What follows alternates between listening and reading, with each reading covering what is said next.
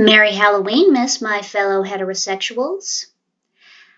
Today I am working on a Coraline-inspired Draw This in Your Style challenge from @Doodlingthemoon on Twitter.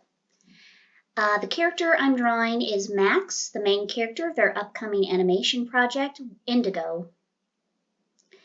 Check out their Twitter. They have a lot of cool animatics and concept art. They've got gay aliens. It looks really cool. It's purple, and I'm excited to see it. I also believe they're still currently open for commissions. They're trying to take another animation course, so hit them up on Twitter if you need something. I heard that Lindsay Ellis is looking for someone to hire to make an animatic, so who knows, maybe they'll be in a new Lindsay Ellis episode. Have I mentioned enough that I really like Lindsay Ellis? Anyway, I love seeing new independent animations, and with Vivzipop's new episode of Hell of a Boss, which is supposed to air this Halloween, I believe, and has been getting picked up by A24, it seems like this is opening the gates for more independent animations to take off outside of California. The other day, I did see Doodlingthemoon talk about how disheartening it is to see so many reboots come out when they're trying so hard to get their animation off the ground. And it kind of is similar to the conversations about artists who do fan art versus original art. As someone with their own Dog and Pony Show webcomic, please read Coming to the Lavender. It's a monster romance. Please, it's great. I know how hard it is to get people to care about your original stuff. But the sad truth of the matter is there is a reason why reboots and fan art are so much more popular than original stuff, and that's about relatability. With reboots and fan art, people already have a connection. They know the characters, they love them, or they have really strong opinions about them. And that generates feedback and promotes visibility on the project, whatever it is. And even if people don't like the original or they hate the reboot because, the trailers look bad or the designs are really different or the original was so much a product of this time that it doesn't seem like the reboot will work really well when it comes out. That's still getting people to talk about it and look at it.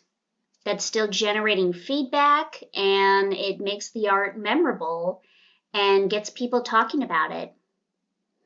And people will check it out just to see what everyone is talking about and to form their own opinions on it and see what the fuss is about. But with an original project, again, just taking my webcomic Coming to the Lavender as an example, it takes so much more time and effort to make people care and look at your stuff, much less even form an opinion. Because people don't know the characters or the story. And so as independent creators with Doodlingthemoon and Indigo, with the creator of the video game Scarlett Hollow, with myself, just a few examples. We are on our own selling our stories. And any sort of independent creator who has their own project, we all know that we're all on our own to try to sell our stories.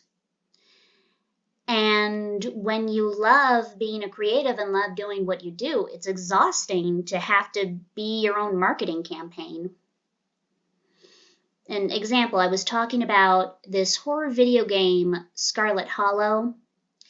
It's really cool and has great characters and great art, but it's definitely indie. I think I've only seen half a dozen playthroughs of it on YouTube. And they don't have a huge following, and there's not a lot of buzz about it on Twitter.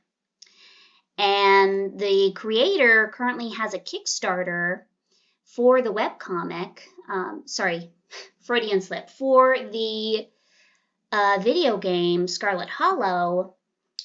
And because it's such an indie project, they have to be their own marketing campaign.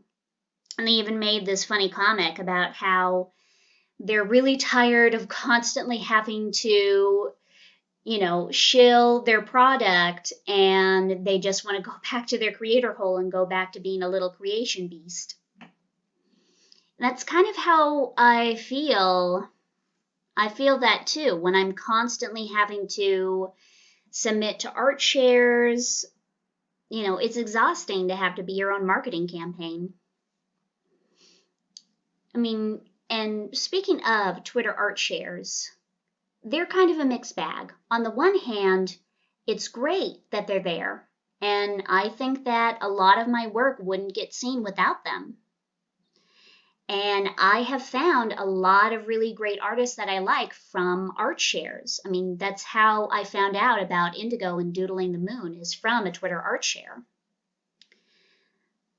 And they also kind of remind me of the DeviantArt groups back when I was really active on DeviantArt. And one of my favorites was actually called Project Comment. And the whole purpose of it is that every time you submitted a piece to that group on DeviantArt, you had to give at least 2 comments for every single piece of art that you would submit. And it was great, and that was how I got most of the comments on my work when I was still really active on DeviantArt. But whereas with the DeviantArt group, all you had to do was upload your art one time to multiple groups, and then every comment, every favorite, everything was on that one piece of art, and you got to see it all at once. The problem with Twitter art shares is that, you have to submit your art to every single art share. And the feedback that you get is just from your one submission on that one art share. So it's a lot harder to see the sort of feedback that you're getting on art, which makes it a little more disheartening than something like a DeviantArt, a DeviantArt group. I'd still love to figure out some way to get an equivalent of a DeviantArt group on a place like Twitter or Tumblr or something. The art shares are kind of like that, but they're not exactly the same thing, and I haven't really seen anything that works exactly as is since. And the thing about Twitter art shares is not only are they exhausting, but they make me feel a little guilty.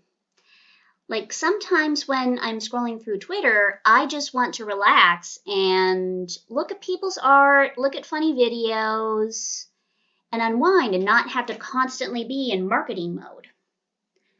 But I also know that that's how I get my art out there. That's how people are going to see me and find me.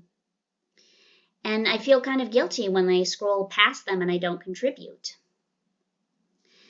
And I know that dozens of artists have talked about how, all the social media algorithms are designed badly, and they're, prone to making people get burned out.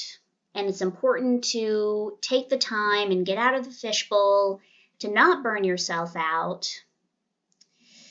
But, the problem is this is just the system that we're dealing with. And I don't know how to be successful while also finding an alternative to the system. And I haven't really seen anybody who has talked about how to still be successful and still get your art seen while coming up with an alternative of this constant feedback loop. So, obviously it's important to not burn yourself out, but, it's exhausting and difficult and disheartening. And me personally, I'm just trying to work with the system and with the inefficient tools that we've been given. So, how's that for a spooky video? Artist burnout and having to market yourself. Mwahaha. As my English teacher would say, I'm gonna gump it and just say that's all I've got to say about that. So check out Doodling the Moon on Twitter. Check out their project Indigo. As I've said, they've got a lot of cool animatics and concept art up there. Check out my webcomic, Coming to the Lavender. It is a monster romance that I'm rebooting. And go play Scarlett Hollow. The first episode is free on Steam. I will provide the links to everything in the video. For now, I'm just gonna shut up and let the music take over.